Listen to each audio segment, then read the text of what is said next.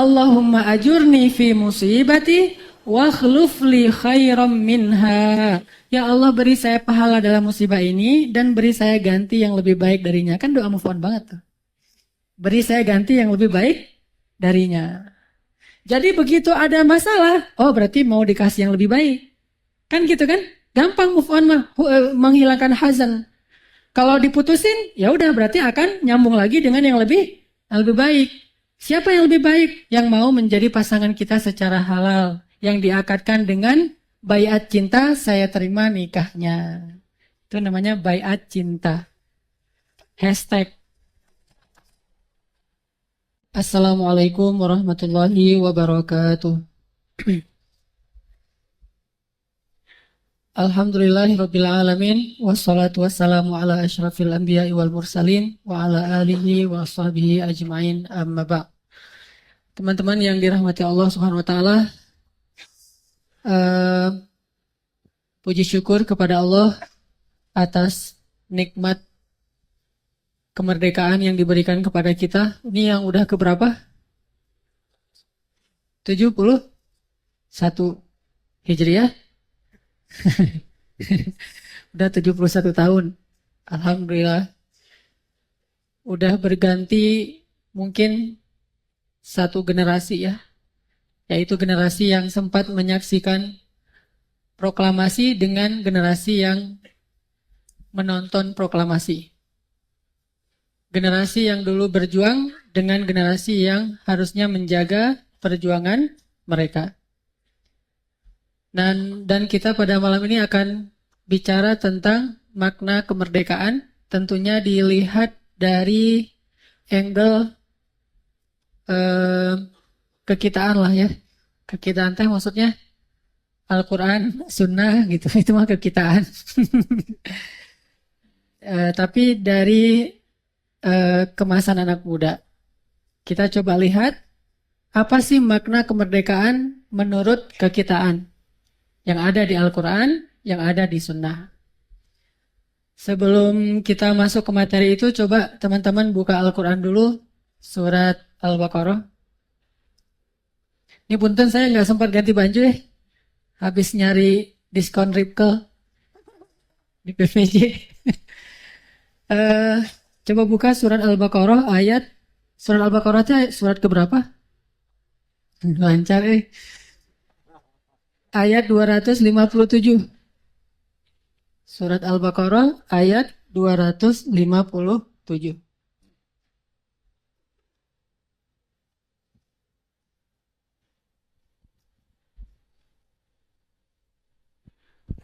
Kita tilawah dulu ya.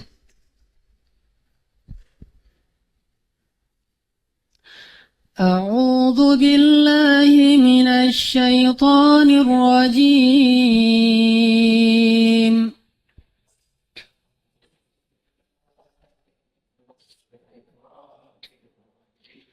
Bismillahirrahmanirrahim.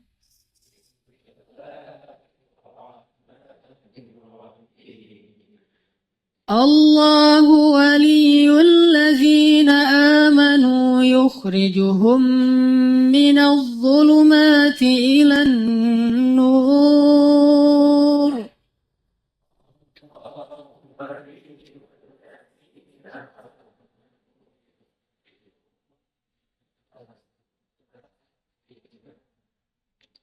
والذين كفروا أولياؤهم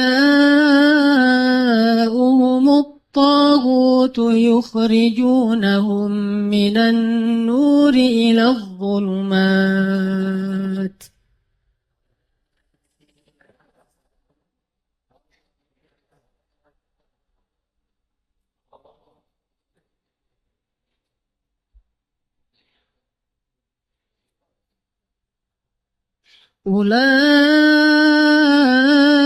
أولئك أصحاب النار هم فيها خالدون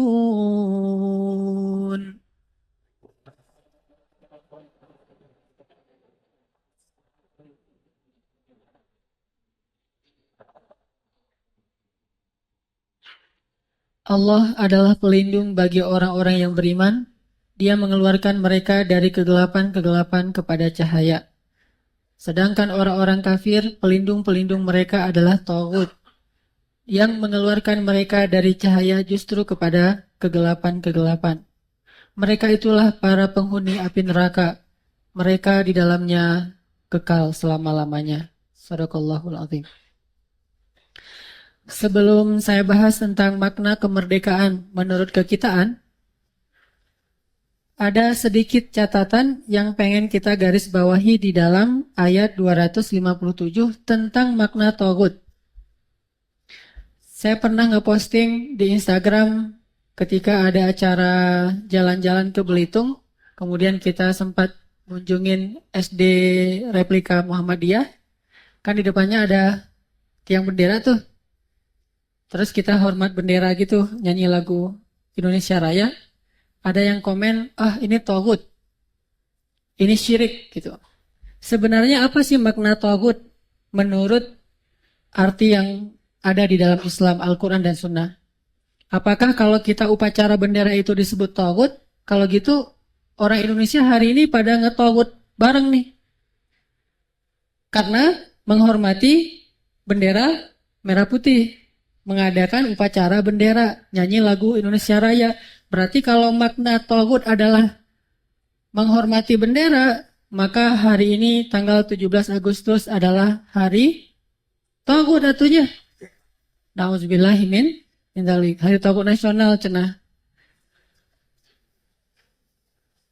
Taghut ini adalah bab akidah. Jadi kalau kita mau lihat dalam Islam itu ada banyak bab, jangan salah bab, beda salah pintu, nanti salah kamar. Jadi kalau kita mau ngebahas, nih harus tahu dulu nih lagi ngebahas bab apa. Kalau bab akidah, dia punya rumus akidah. Rumus akidah, gamblangnya adalah tauhid, syirik. Itu akidah. Kalau enggak bertauhid kepada Allah, berarti dia syirik. Kemudian kalau yang kedua ada bab ibadah. Bab ibadah itu sunnah, bid'ah. Kalau nggak ngikut Rasulullah dalam beribadah berarti bid'ah. Lalu ada lagi bab muamalah. Bab muamalah itu ada akhlak yang mulia, ihsan, ada akhlak yang tercela. Namanya mungkin fasad, berbuat kerusakan, yufsiduna fil ard. Masing-masing punya rumus dan kaidah. Nah, sekarang kalau kita bicara tentang Taghut itu bab akidah. Dia ngebahas tentang menyembah, meyakini, kemudian bergantung, berharap, meminta, semuanya kepada Allah Subhanahu wa Ta'ala. Sehingga siapa yang menyembah selain Allah atau meyakini selain Allah, berarti dia masuk ke dalam Taghut. Fir'aun kenapa disebut innahu tagha? Sesungguhnya Fir'aun itu tagha. Tagha itu verbnya Taghut. Kalau Taghut itu subjeknya, orang yang syirik. Kalau tagha itu verbnya, kata kerjanya.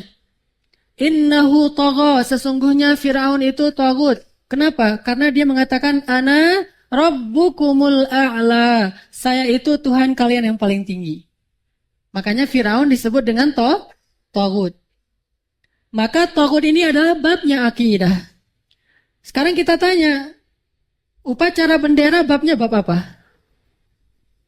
Menurut teman-teman bab apa nih upacara bendera? Akidah, ibadah, muamalah. Sepakat? Nggak ada yang ragu?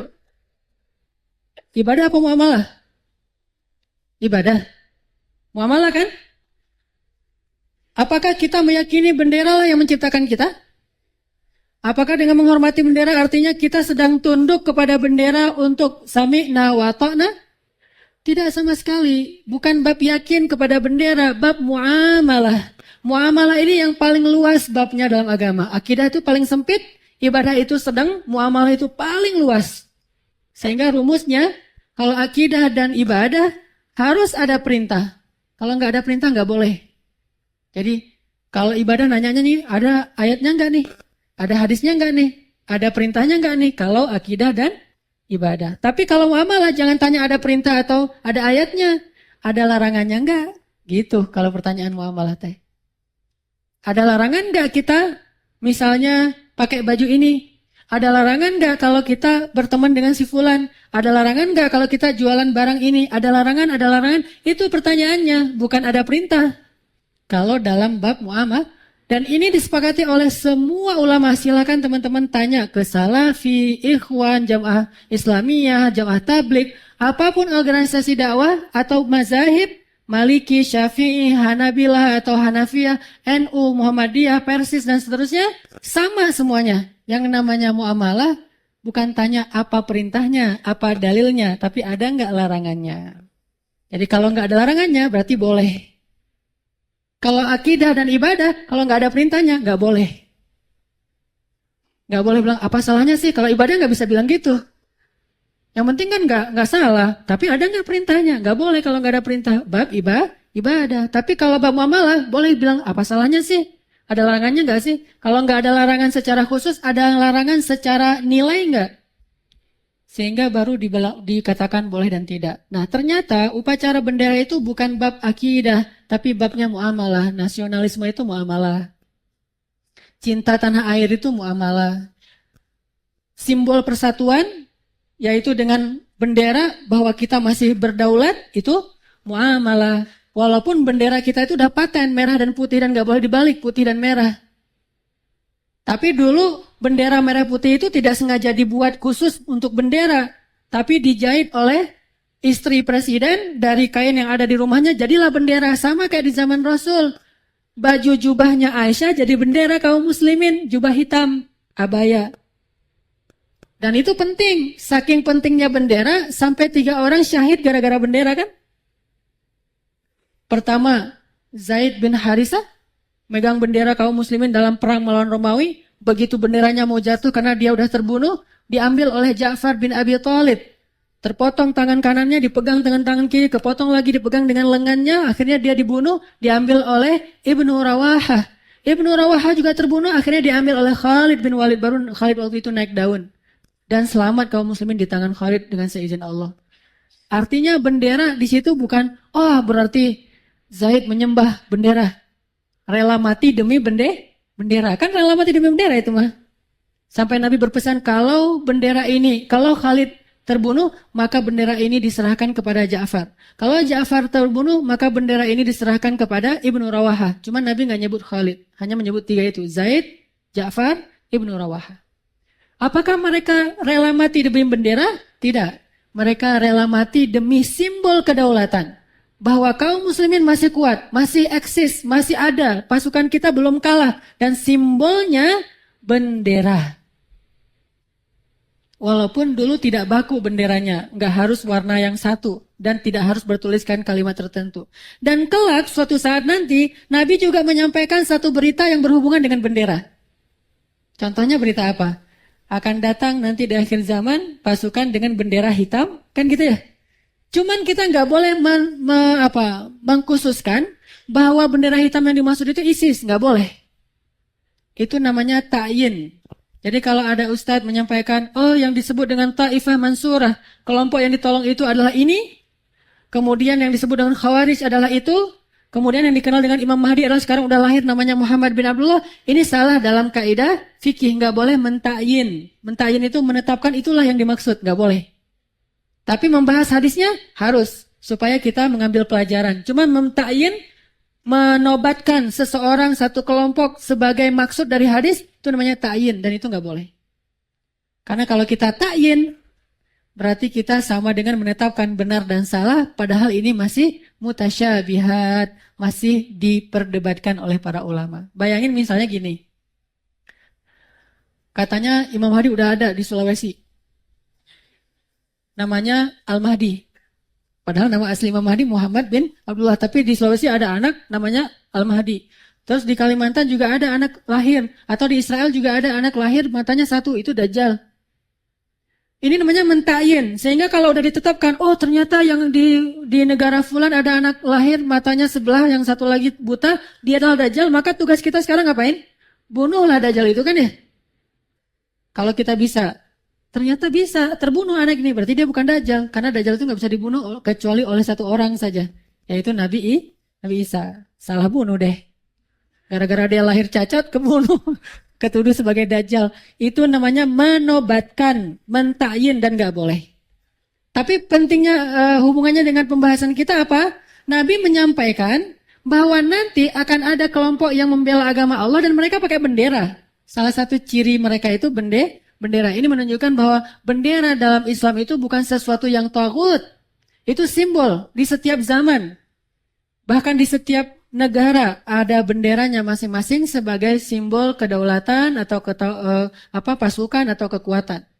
Dan kita punya bendera yang disepakati sejak dulu yaitu bendera merah putih dengan simbol berani dan suci. Merah darah, putih apa?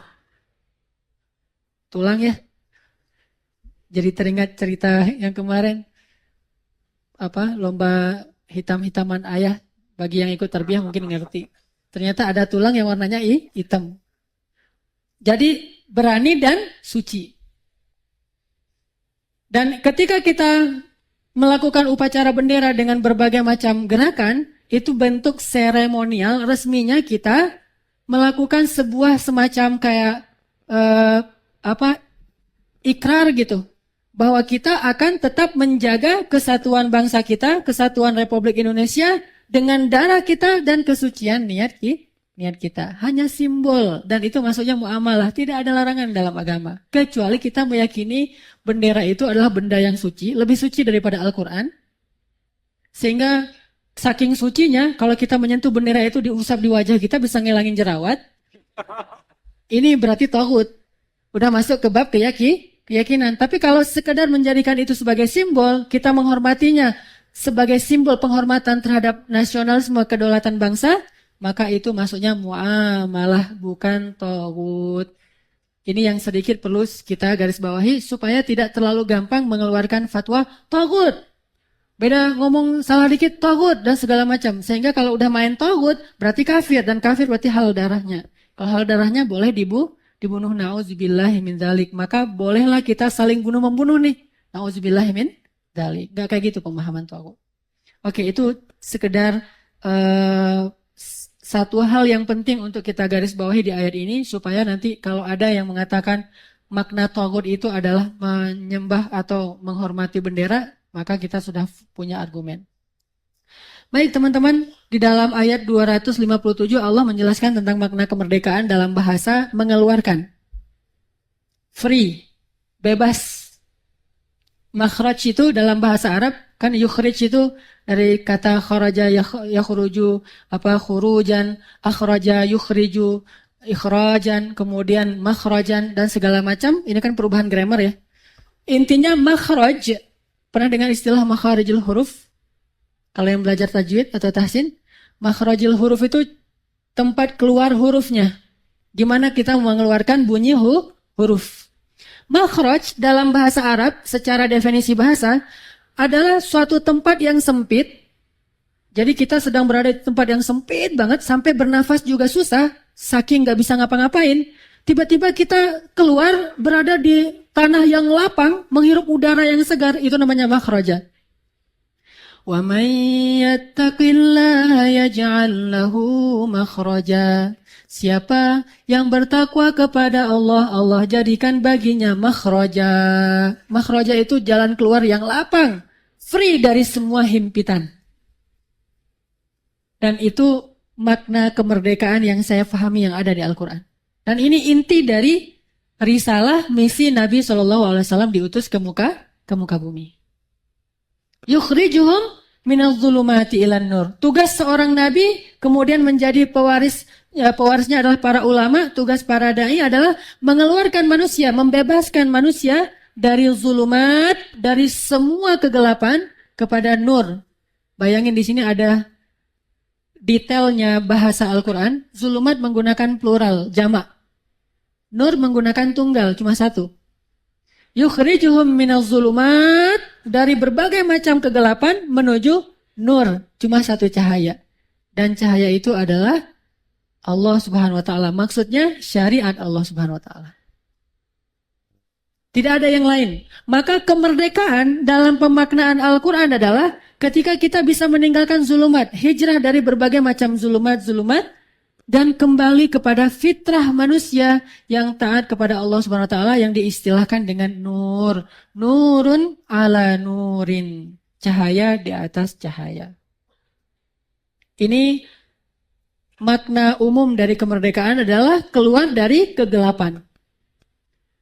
Sekarang kita pengen mempersempit makna kegelapan ini dalam persepsi kekitaan tadi.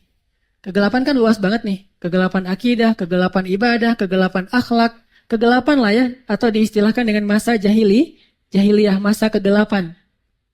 Masa kegelapan Islam itu bukan ketika Renaissance di Barat. Bukan itu masa kegelapan Islam.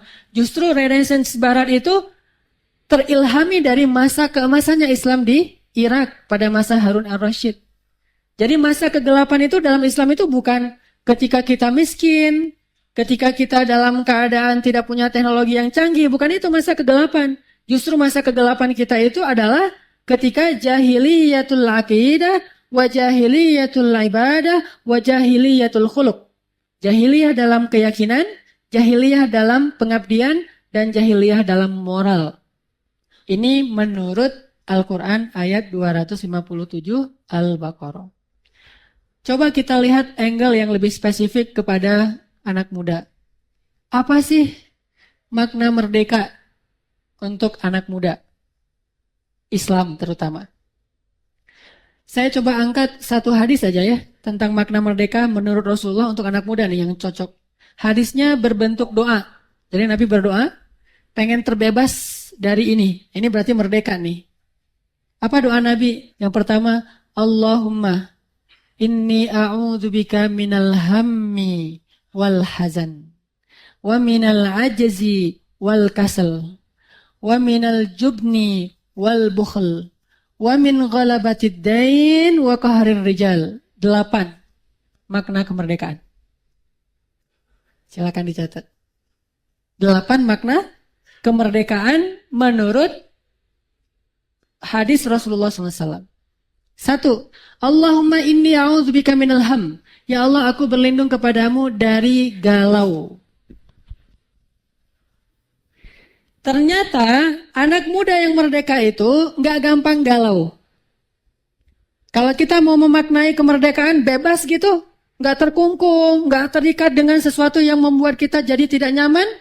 Pertama adalah Nabi berdoa, Allahumma inni a'udzubika minal hammi. Ham itu bahasa Arab yang diterjemahkan dulu adalah gelisah, khawatir, bingung. Nah sekarang lebih singkat lagi. G-A-L-A-W. Bahaya. U aja deh. W mah biar yang di atas aja. Kita mah U. Galau. Apa itu galau? Bingung memilih. Ada nggak solusi supaya nggak galau? Gimana?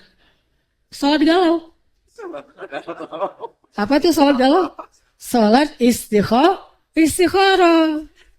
Kalau kalian pengen merdeka dari galau, Allahu Akbar. Pas sudah selesai salam ditanya sama teman, salat apa? Galau. Karena bingung mau memilih yang mana nih? Yang jilbabnya ala Turki atau yang ala tutorial gitu. Saya mah hati mah kan nggak bisa dibagikan ya. Gara-gara itulah kita galau. Kalau hati bisa dibagi, kita nggak akan galau. Kamu setengah. Masalahnya hati itu nggak bisa dibagi. Sesungguhnya hati itu hanya menampung satu perasaan. Sehingga ketika satu masuk, yang lain akan keluar. Baik itu antara kita kepada Allah dengan makhluk, atau antara kita sesama makhluk. Makanya tidak akan pernah bisa adil dalam urusan perasaan. Itu nggak bisa adil. Jadi jangan ada yang pernah bilang, saya mah insya Allah kalau perasaan sih insya Allah adil sih. Yang nggak sanggup adil itu nafkah. Kebalik. Nafkah gampang adilnya. Perasaan tuh yang nggak gampang adil. Pasti lebih. Ada yang lebih pasti. Nabi aja nggak bisa adil dalam perasaan. Ketika ditanya siapa yang paling dicintai oleh Rasul, kata Rasul siapa? Aisyah. Kalau Khadijah mah udah pastilah, itu mah udah lewat. Yang sezaman nih. Yang barengan gitu. Siapa ya Rasul? Kata Rasul Aisyah. Tapi kan nggak didengar sama Ummu Salamah, nggak didengar sama nggak didengar, bahaya nih. Soalnya yang dengar sahabat laki-laki. Emang nggak bisa gimana coba? Terus begitu Nabi ngasih nafkah zahir, nafkah bulanan, Nabi berdoa gini, ya Allah, saya sudah berusaha adil dalam urusan yang saya mampu. Maafkanlah saya kalau saya tidak bisa adil dalam urusan yang saya tidak mampu. Apa yang mampu? Zahir. Apa yang tidak mampu? Batin. Itu nggak bisa adil. Makanya di surat An-Nisa ada 2 ayat adil. Kalau kalian takut tidak adil di awal An-Nisa, maka satu saja. Adil di ayat itu adalah adil zahir. Tapi beberapa halaman berikutnya, kalian tidak akan pernah bisa adil walaupun kalian berusaha. Ayat di situ, adil adalah urusan batin. Makanya butuh menelaah ilmu tafsir biar kita mengerti maksud dari ayat yang sama-sama mengistilahkan adil. Makanya karena hati ini nggak bisa dibelah 2, dia tetap utuh, maka dia menjadi gampang galau. Dan memang sifat hati itu galau. Namanya juga qalbun yang yuqallibu dzatal yamin wa dzatas shimal, yang dia itu terbolak-balik antara kanan dan ke kiri. Sehingga kita berdoa, ya muqallibal qulub. Itu doa orang galau. Dan saya sering baca doa itu ketika witir. Buat jamaah yang lagi galau maksudnya, bukan buat saya. Ya muqallibal qulub. Ya Allah, yang mengetahui banget hati-hati yang lagi galau. Sabbit qalbi, tetapkanlah hati saya supaya memilih atau mengambil sesuatu yang engkau ridhai. Bingung. Arinal haqqa haqqa warzuqna ittiba'ah wa arinal batila batila warzuqna jitinabah. Ya Allah, tunjukkan kepada kami, tampakkan mana yang benar sehingga kami bisa mengikutinya, mana yang salah sehingga kami bisa meninggalkannya. Ini adalah semua doa-doa tentang terbebas dari sifat galau. Merdeka tuh kalau bisa bebas dari galau. Jadi tips pertama kalau pengen merdeka dari galau, salat galau. Salat istikharah. Ada tuntunan khusus? Tidak ada. Salat aja 2 rakaat kapanpun selain waktu yang dilarang. Udah gitu, nanti ketika sujud boleh doa. Kalau nggak ngerti bahasa Arab berarti nanti setelah selesai sholat. Kalau ngerti bahasa Arab enak tuh. Doa ketika sujud panjang pakai bahasa Arab. Kayak kita pas tahajud, sujudnya lama. Doanya pakai bahasa Arab. Kalau kita yang nggak bisa berarti nangis-nangis aja deh. Wah, gerung-gerung gitu kan. Sambil ngaminin amin aja deh yang di depan. Dia ngerti bahasa Arab mah, saya mah nggak ngerti. Bah, doa saya mungkin nggak cocok buat teman-teman. Ya gitu. Beda doanya. Makanya sholat galau lah kalian. Minimal seminggu sekali. Khusus untuk para generasi galau. Maaf, lagi-lagi jomblo nih. Aduh, jadi dibully melulu nih, kasihan. Enggak. Ternyata udah nikah juga bisa galau loh. Apalagi yang nikah dan nikah. Itu lebih galau lagi. Udah nikah aja bisa galau. Galau gimana? Galau tentang mungkin masalah pekerjaan, masalah milih rumah kontrakan, masalah apalah, masalah ini, masalah itu. Masih galau juga. Walaupun emang jomblo lebih berat sih galaunya daripada nikah. Saya bukan mau berniat menyakiti hati para jomblo. Ini lebih ke empati lah. Karena saya pernah ngerasain masa-masa yang galaunya luar biasa. Yang saya pernah cerita saking galaunya saya keliling Sungai Nil. Emang gak enak sih. Waktu itu juga gak ada yang nasihatin, Hanan kamu sholat galau. Insya Allah gak akan perlu keliling Sungai Nil. Cukup 2 rakaat Allah tunjukkan. Artinya ada tips dari agama. Bisa merdeka dari sifat galau. Dan galau itu saking bahayanya. Nabi sampai berdoa. Allahumma inni a'udzubika minal hammi. Jangan sampai humum menjadi penghalang dan ganjelan untuk kita bisa bahagia dalam hidup. Itu satu makna kemerdekaan dengan angle kekitaan. Insya Allah nanti kita lanjutkan setelah sholat isya. Bismillahirrahmanirrahim. Teman-teman yang dirahmati Allah, sebelum kita lanjutkan sesi kedua dari kajian kita pada malam ini, kita sampaikan dulu doa. Ada request doa dari keluarga almarhum Bapak Budi Prasetyo yang baru meninggal dunia.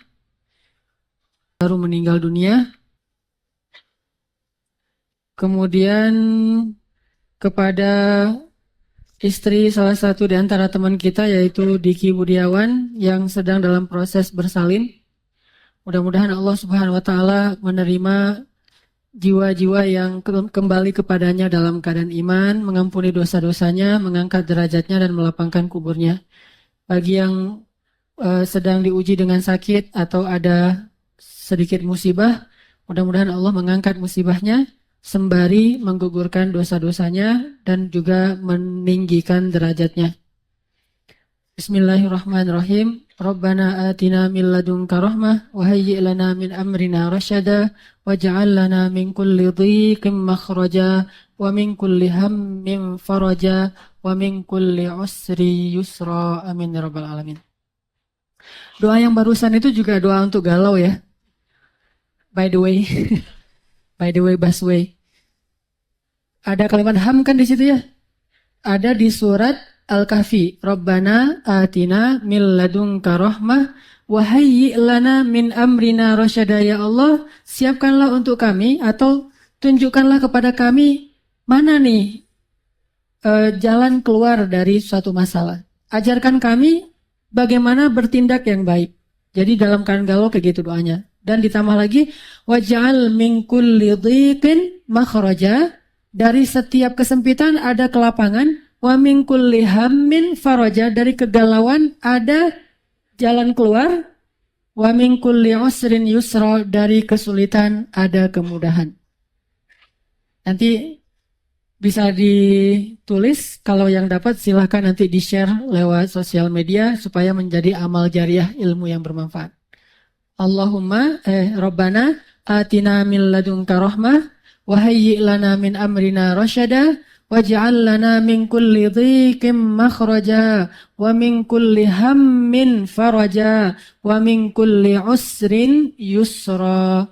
Itu doa, salah satu doa favorit saya juga yang sering dibaca, dan alhamdulillah ternyata benar, ngaruh banget, terbukti banget bahwa doa ini ngefek untuk menyelesaikan masalah kita, terutama masalah galau. Jadi solusi supaya kita merdeka dari kegalauan, karena galau ini penyakit. Dengan galau itu bikin orang senang ngahuleng. Benar gak sih prononnya? Ngahuleng. Apa tuh ngahuleng? Gini aja siang dan malam ya, di kantor ngahuleng, di sekolah, di kampus ngahuleng, di masjid juga lagi tahiyat ngahuleng.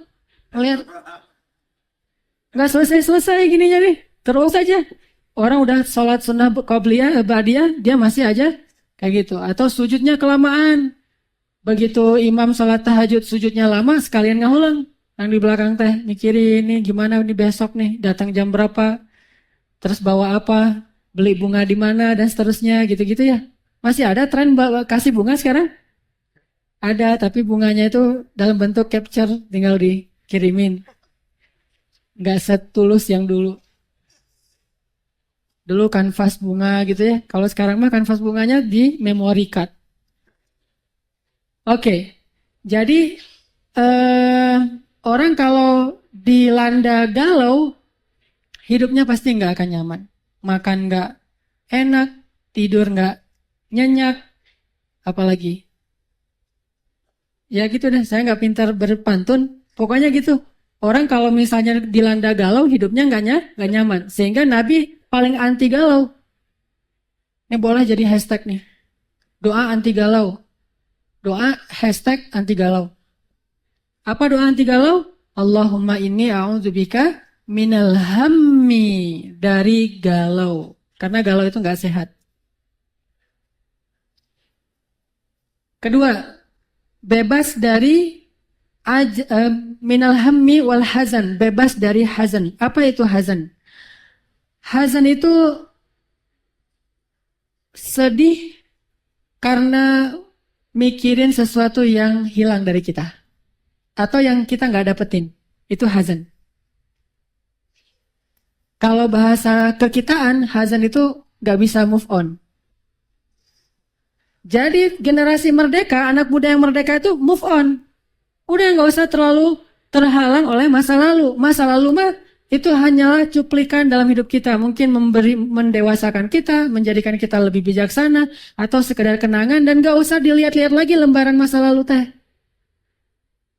Buka lagi foto-foto lama, ngelihat lagi, itu nggak merdeka tuh. Kalau merdeka, fotonya tuh di-delete, terus recycle bin-nya tuh benar-benar hapus, hilang aja pokoknya udah nggak ada jejak gitu. Itu baru tuh insya Allah move on. Tapi di-delete, tapi jangan di recycle bin, siapa tahu ntar berubah pikiran di restore lagi. Nah ini mah nggak merdeka ini mah. Masih ada yang gitu-gitu.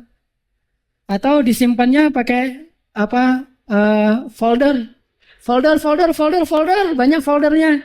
Sehingga orang kalau buka, ini kayaknya apa folder kosong nih, dihapus. Pas dihapus, gitu ya. Ternyata belum move on. Berarti belum merdeka tuh. Gimana caranya biar bisa move on, merdeka? Gampang, doa lagi nih. Doa yang terkenal dari Ummu Salamah. Allahumma ajurni fi musibati. Udah hafal belum? Ini udah beberapa pertemuan loh doanya. Berarti belum pada move on ya? Allahumma ajurni fi musibati wa akhluf li khairam minha. Ya Allah, beri saya pahala dalam musibah ini dan beri saya ganti yang lebih baik darinya. Kan doa move on banget tuh. Beri saya ganti yang lebih baik darinya. Jadi begitu ada masalah, berarti mau dikasih yang lebih baik. Kan gitu kan? Gampang move on mah, menghilangkan hazan. Kalau diputusin, ya udah berarti akan nyambung lagi dengan yang lebih baik. Siapa yang lebih baik? Yang mau menjadi pasangan kita secara halal, yang diakadkan dengan baiat cinta, saya terima nikahnya. Itu namanya baiat cinta. Hashtag.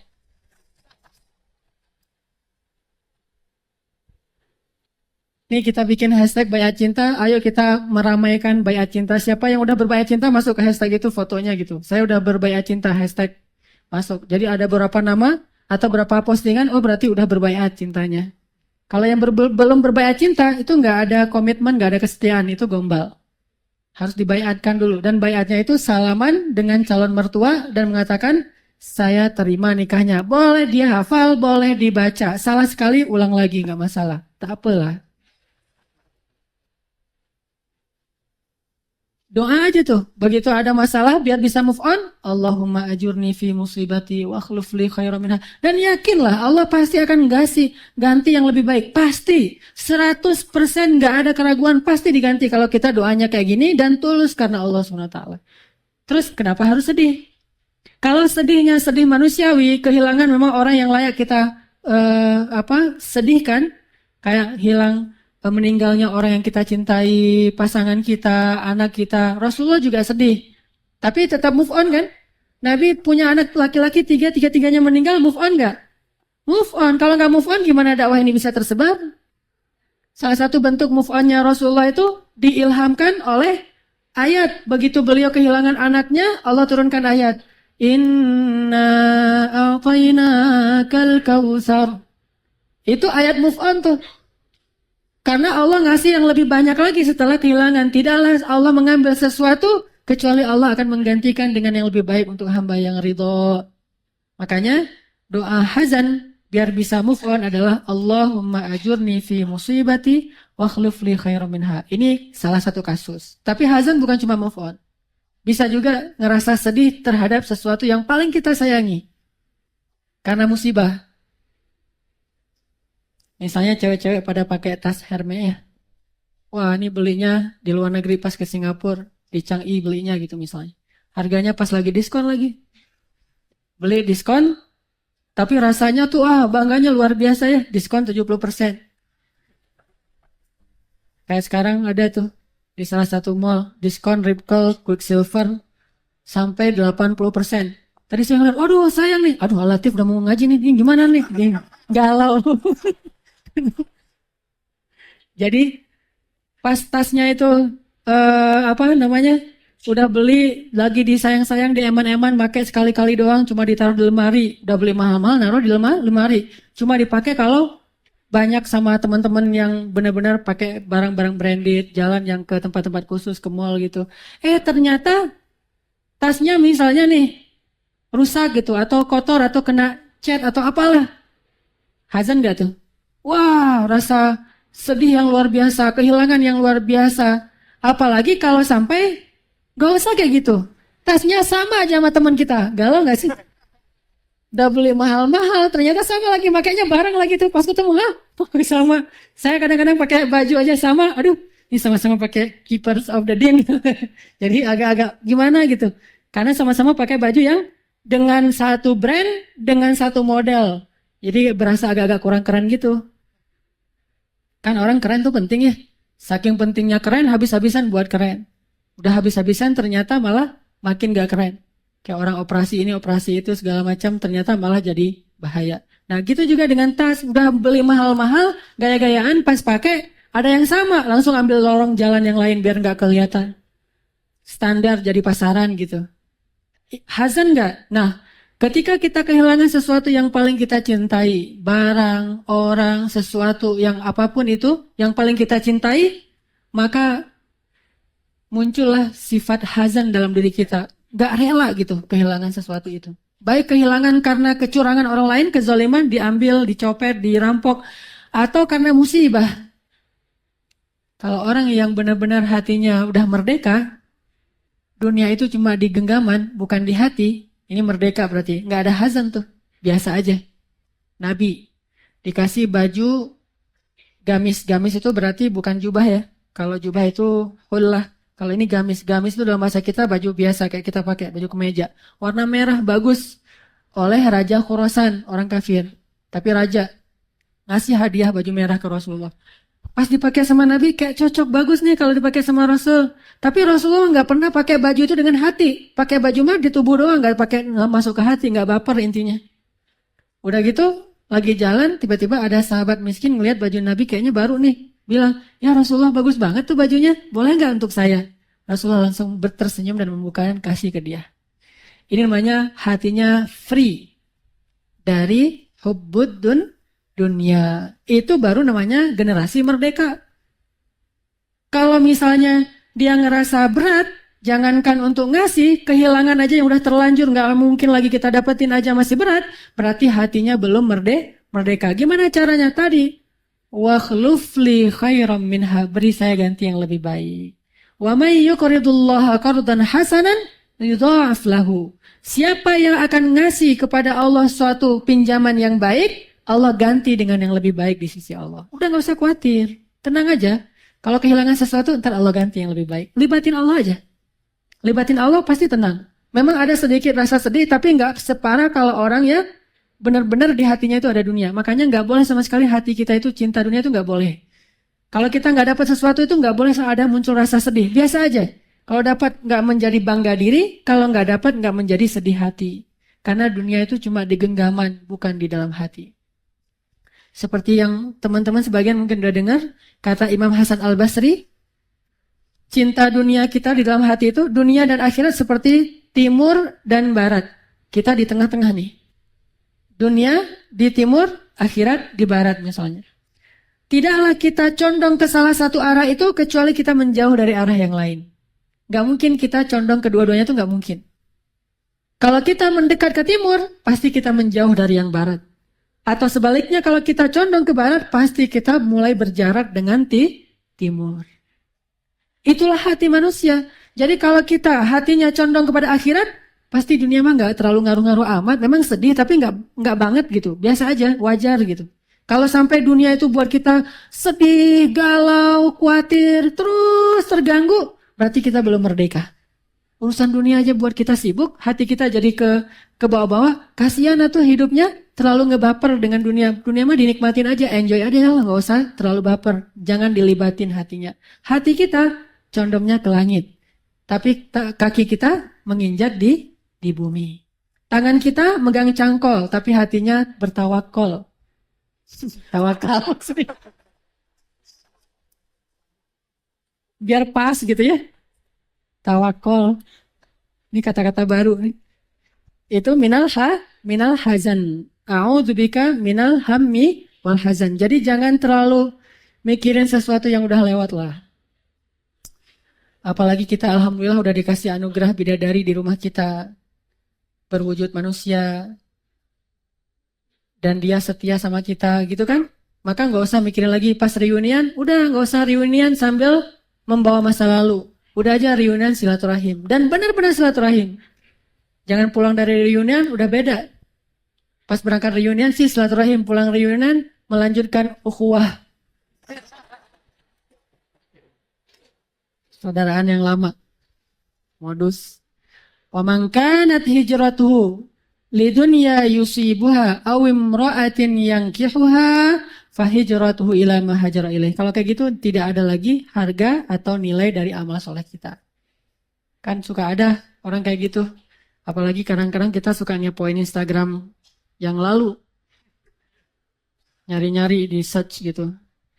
Gak ketemu di namanya, nyari hashtag. Dia kira-kira suka pakai hashtag apa ya? Gitu. Oh dia mah suka senam, cari Zumba. Cari semua yang hashtag Zumba, ada nggak foto dia gitu? Nyari habis-habisan. Dan itu benar-benar kepo, kepo maksimal, istiqomah gitu dalam kekepoannya. Nggak putus asa, terus aja ngepoin. Sampai ketemu, pas sudah ketemu, oh ini. Lihatlah Instagram dia, postingannya ada 100 sekian, berarti banyak banget postingannya. Ternyata dia sekarang kayak gini, kayak gitu, udah keren, udah apa, mulai baper lagi. Ini nggak move on. Ah, rugi dong saya dulu mutusin dia. Kan gitu. Atau kita nih yang caper pengen dikepoin. Ngerasa udah sekarang makin keren misalnya. Ngerasa dulu mah wajah saya banyak jerawat, sekarang udah bersih. Cowok-cowok mah kan kalau masih ABG SMP gitu kan jerawatan. Sekarang udah bersih. Kalau dulu rambutnya cepak, sekarang rambutnya udah keren. Ala Brad Pitt misalnya. Atau ala siapalah gitu ya. Udah postingin di Instagram. Pengen dikepoin gitu. Pengen dikopiin, kasih hashtag sebanyak mungkin. Biar dia gampang mencari kita. Ngasih alamat. Sehingga begitu ada yang komen, satu-satu dilihat. Udah dikepoin belum ya saya mah?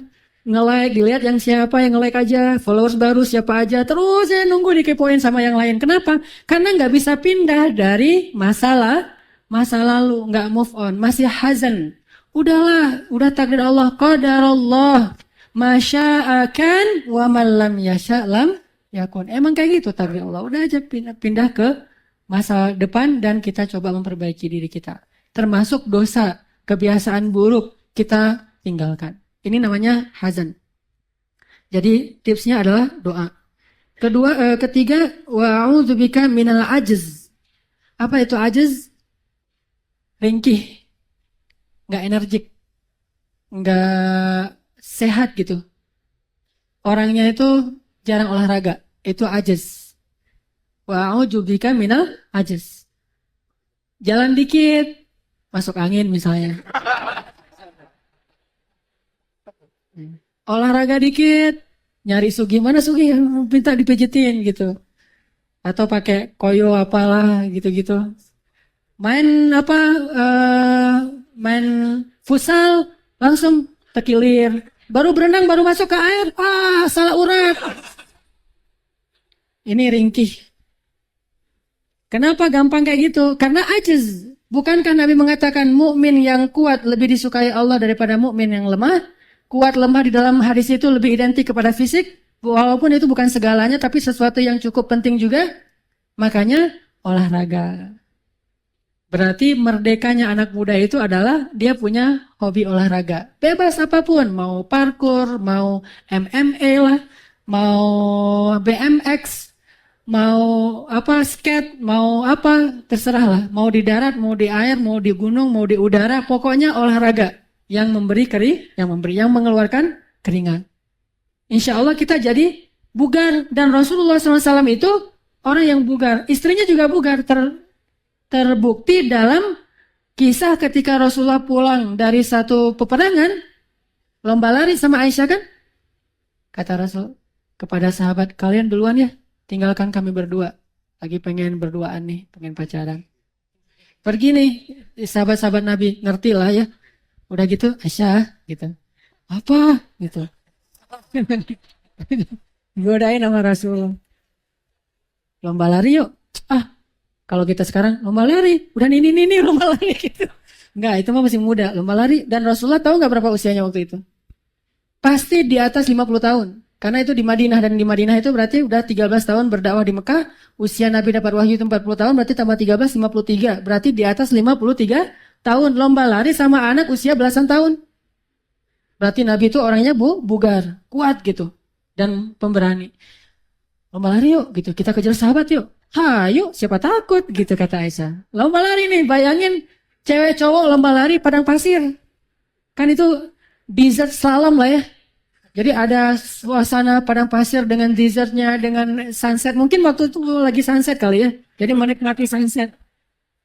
Kan Rasulullah mah orangnya romantis ya. Pasti kalau nggak sunrise, sunset. Nggak mungkin tengah bolong lomba lari yuk gitu. Nggak mungkin. Saya yakin, saya suka mengimajinasikan sirah. Dan saya dengan husnuzon kepada Rasulullah, pasti Rasulullah tuh lebih romantis dari kita. Pasti karena beliau ngeliat, wah nih matahari pas banget nih hari ini nih. Aisyah lomba lari yuk, pas tuh. Jadi kayak bahasa di postingan saya, kalau lagi udara cerah, kufur nikmat itu kalau kita nggak olahraga. Rasulullah, kufur nikmat banget nih kalau kita nggak lari. Ayo kita parkur Aisyah, ayo. Bahasa sekarang mah parkur, lari, cuman nggak sampai gitu-gitu, lari aja. Ternyata Rasulullah pas lari pengen nyenengin hati Aisyah. Jadi larinya itu pertama cepat biar Aisyah berpacu gitu. Udah gitu Nabi agak-agak kayak kelelahan gitu. Aisyah menang. Jingkrak-jingkrak, udah tua Rasulullah, kalah. Diledekin sama Aisyah. Jadi ada guyonnya, udah tua apa. Karena kan hidupnya kan ya nyaman gitu. Terus kali yang akan datang, entah beberapa bulan atau setahun kemudian, jalan lagi bareng dengan Aisyah. Pas pulang, Nabi gitu lagi ngeliat sunset. Wah, ini kufur nikmat nih kalau nggak lari nih. Udah, kalian duluan deh. Saya sama Aisyah aja. Oh ya, Aisyah, ayo kita lari lagi gitu. Ayo ya Rasulullah, mau 2-0 nih gitu. Ayo udah kita buktiin aja. Lari nih, ternyata Aisyah ketinggalan. Rasulullah ngeledekin Aisyah. Aisyah sekarang gemuk, makanya kalah gitu. Kalau dulu kan Aisyah langsing, sekarang ada agak gemukan. Akhirnya Rasulullah yang menang, 1-1. Jadi olahraga. Ditambah lagi Rasulullah itu kan yang pernah saya sampaikan suka ngadain acara lomba berkuda kan ya. Dari satu kabilah ke kabilah yang lain. Kalau sekarang mungkin berkudanya udah nggak naik kuda, udah motor atau apalah. Tapi dengan cara yang sehat. Abdullah ibnu Umar salah satu yang sering juara. Dan berkuda itu selain memang salah satu hobi atau olahraga, juga membangun kepribadian mental leadership. Karena setahu saya kuda itu sangat peka dengan perasaan tuan yang duduk di atas punggungnya. Jadi kalau kita duduk di atas kuda itu ragu-ragu gitu, dia iseng tuh. Jadilah kuda freestyle. Wah, muter-muter gitu. Ada gitu kuda freestyle. Nah gitu saya nggak tahu istilahnya. Pokoknya gitu tuh. Kalau orang yang di atasnya ragu-ragu. Kalau di atasnya mantap, kemudian duduknya tuh dengan gagah dan punya leadership pemerintah, kuda itu taat. Dia gimana tuannya? Kalau tuannya agak-agak culun, dia mah iseng. Nah ini yang duduk di atas saya culun polos gini, udahlah kerjain aja lah. Udah lama saya nggak ngisengin orang. Tapi kalau mantap gitu, apalagi sebelum naik kuda kan diusap-usap dulu, kenalan dulu sama kuda, tanya nama kamu siapa, nama saya Hanan gitu. Benar, waktu saya belajar berkuda tapi belum bisa diajarin, ternyata filosofinya ke sana. Olahraga. Rasulullah itu senang olahraga, para sahabat senang olahraga, cuman olahraga mereka identik dengan militer karena memang mereka rata-rata prajurit. Kalau olahraga kita tidak harus identik dengan militer, yang penting sehat, bugar, dan kita energik insya Allah. Pilih yang kita suka, nggak harus semuanya aerobik. Misalkan kalau kita mah nggak usah aerobik ya, biar ibu-ibu aja yang aerobik. Kita mah ya tadi parkour yang paling standar mah, yang untuk anak muda gitu, olahraga. Itu namanya ajaz. Jangan sampai kita jadi orang yang gampang lelah, gampang sakit. Ini kayak ngomongin diri sendiri nih, gampang sakit. Gampang ngeluh gitu.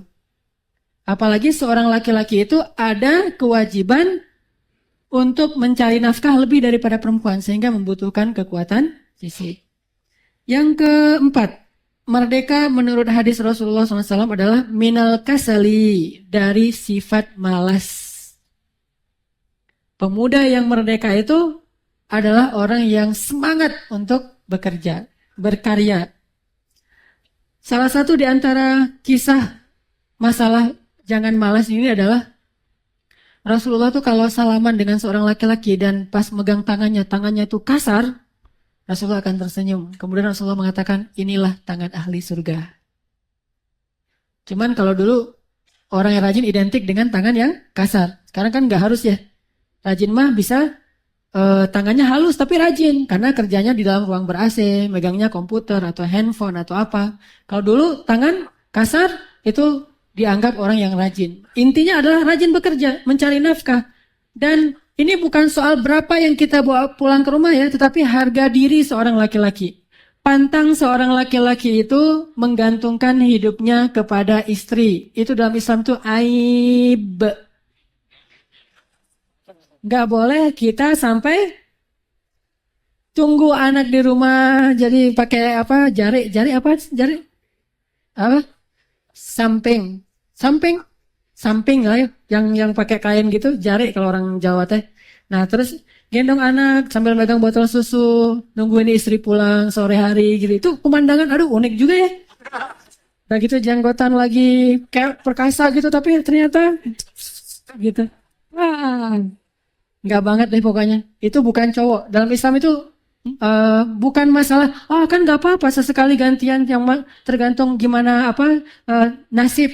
Kadang ada yang nasib suami lebih sukses, kadang ada yang nasib istri lebih sukses. Ini bukan soal berapa yang dibawa pulang ke rumah. Istri harus belajar qanaah berapapun yang diberikan oleh suami, banyak atau sedikit. Tapi insya Allah kalau banyak pasti qanaah. Tapi ini soal harga diri. Suami keluar dari rumah itu karena izzah. Bukan karena dia nggak punya kerjaan, ya udah mending di rumah aja. Walaupun sekarang mungkin bisa kerja di rumah. Walaupun kita punya warisan yang banyak, bekerja itu bukan soal berapa tadi saya bilang, tapi soal izzah, harus keluar rumah. Minimal harus punya satu aktivitas yang menghasilkan walaupun nggak banyak. Sehingga dengan itu dia kasih ke istrinya. Istri, kalaupun nasibnya adalah Allah kasih dia rezeki lebih daripada suami, maka tetap dia punya hak meminta kepada suami bulanan, nafkah, walaupun gak banyak. Dan itu bagian dari cara istri menghargai suami. Misalnya dia punya penghasilan 10 juta, suami 3 juta. Listrik belum bayar. Padahal dia kalau mau bayar gampang, tinggal ngeklik di handphone dia langsung bayar tuh. Tapi karena dia pengen menghargai suami, dia gak mau bayar dulu sendiri. Dia bilang, listrik belum bayar. Oh ya sebentar nih. Sebentar lagi nih mau diselain belum cair yang di sana. Oh ya gak apa, sabar. Terus hari ini nggak masak terlalu banyak, cuma bayam doang sama ikan asin sama ayam goreng sama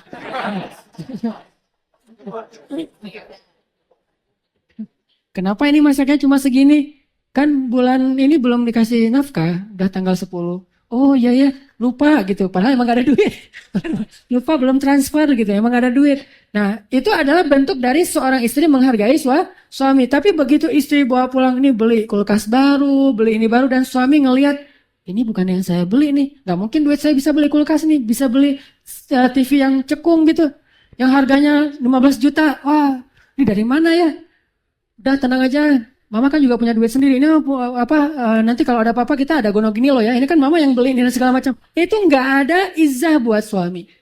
Karena bekerja bagi istri itu bukan kewajiban.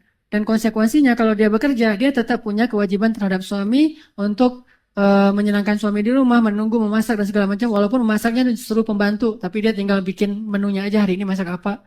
Intinya tidak mengurangi tanggung jawab seorang istri kepada suami walaupun dia punya penghasilan besar.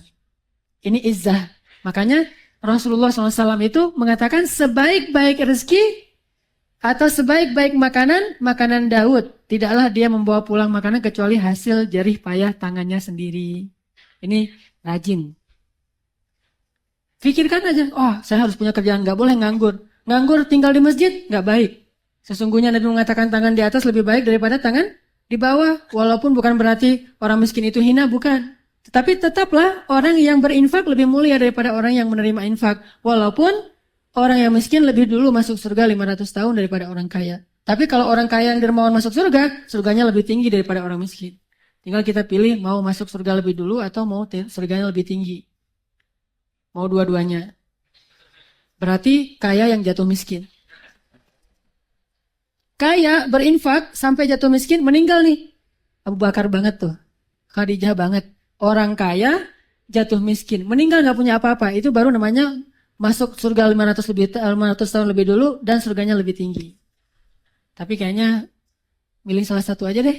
Berat kalau kayak gitu mah ya. Mending kaya aja dermawan. Gak apa-apa deh telat 500 tahun, yang penting tinggi kan gitu ya. Bener nggak? Nggak. Pengen masuk surga 500 tahun lebih dulu. Kita aminkan deh ya. Allahumma, ya Allah, hidupkan kami sebagai orang miskin. Matikan kami sebagai orang miskin. Bangkitkan kami bersama orang miskin. Berani bilang amin? Itu doa Nabi loh. Ya Allah, hidupkan aku sebagai orang miskin. Ini di masjid ya. Terus, matikan aku sebagai orang miskin. Bangkitkan aku bersama orang miskin. Kalau yang berani mengatakan ini amin, silakan nanti jam 2 malam. Doakan itu di tahajud selama 1 bulan. Insya Allah Allah kabulkan. Mudah-mudahan bisa masuk surga 500 tahun lebih dulu. Dan itu luar biasa. Cuman saya kayaknya pengen juga hidup enak ya. Walaupun nggak pengen mencintai dunia, tapi ya itu namanya cinta dunia ya, pengen ya. Ya udahlah, gimana takdir Allah aja lah mah. Kayak alhamdulillah, yang miskin ya udahlah gitu. Nah itu kayaknya yang paling bijak tuh mah gimana kumaha Allah will.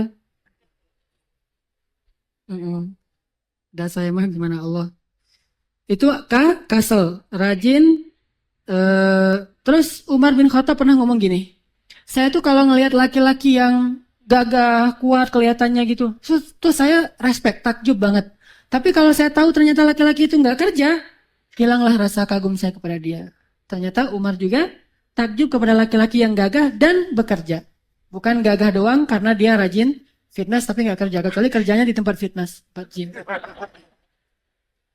Allahumma inni a'udzubika minal hammi wal hazan wa minal ajzi wal kasal wa minal jubn. Apa jubn? Jaban itu penakut. Jaban itu penakut. Penakut mah kalau di bahasa kita mungkin nggak usah ngomongin masalah hantu lah ya, itu mah untuk anak-anak ya. Kita mah untuk hewan melata aja. Masuk ular di rumah, ada kecoak, ada binatang-binatang melata yang kecil-kecil gitu masuk ke rumah, manggil security nggak?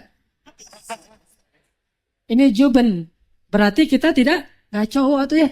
Yang kayak gitu-gitu mah, ada ular, apa? Ular kobra. Telepon bagian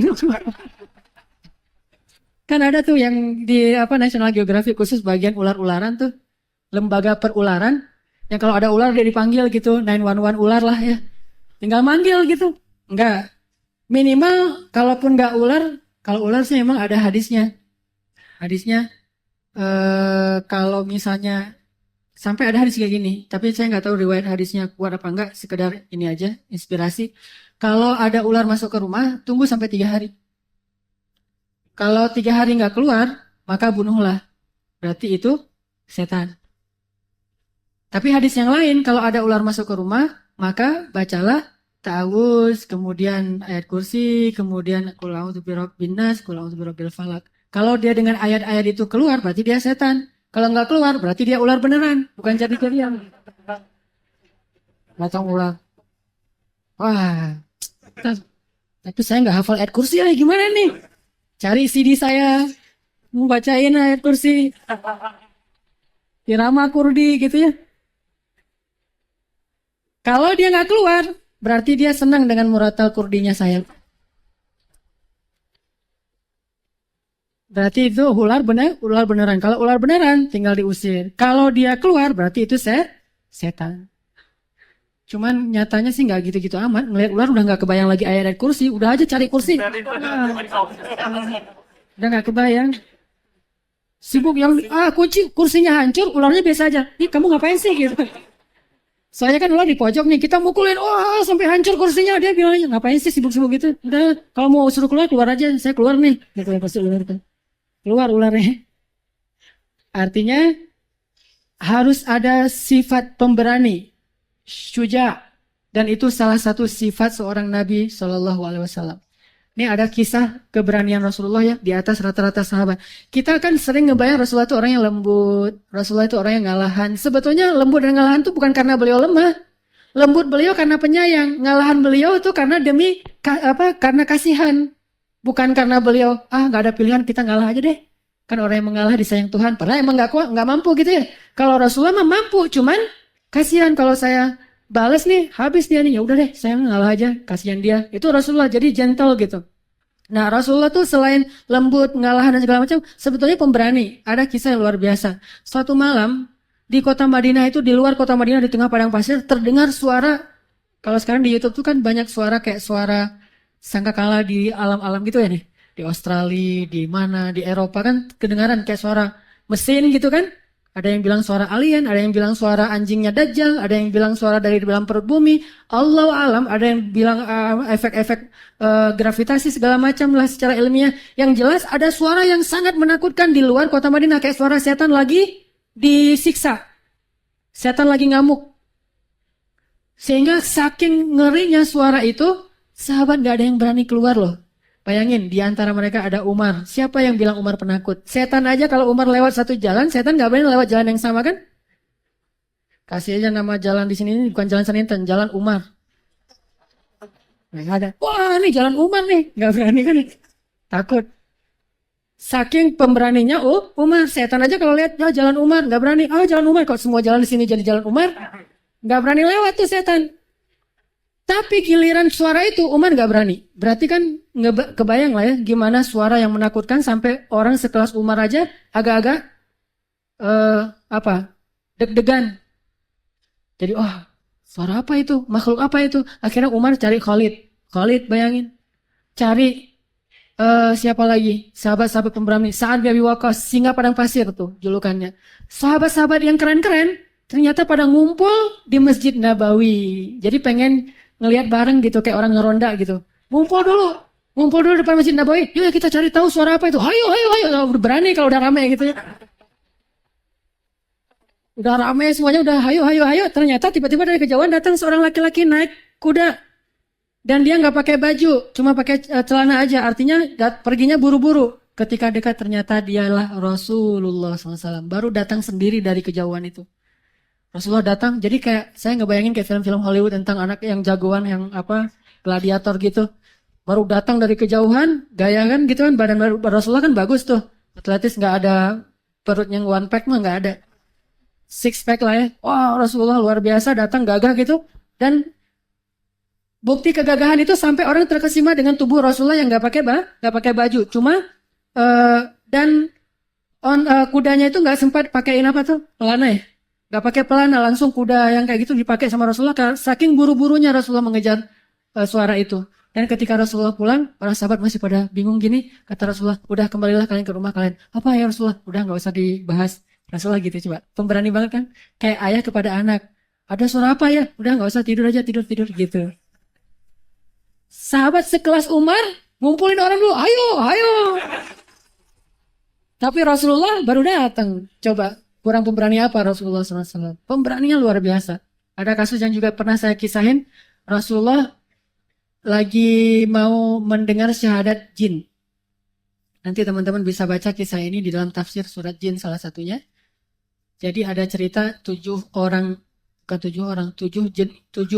jin dari berbagai macam negeri. Ada yang dari Irak, dari Yaman, dari Mesir. Kan jin juga punya negeri ya.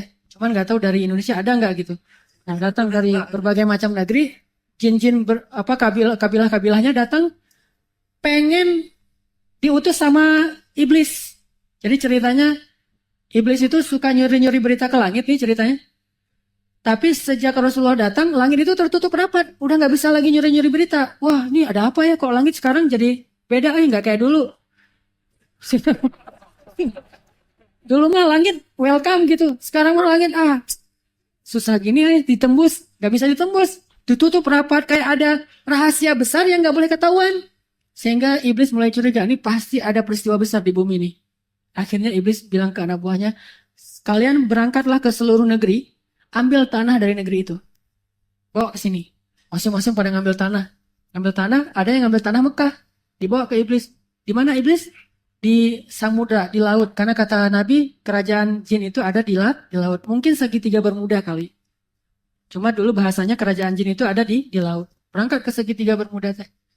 bawa tanah-tanah termasuk tanah Mekah. Pas cium, wah ini tanah Bandung mineralnya banyak gitu ya.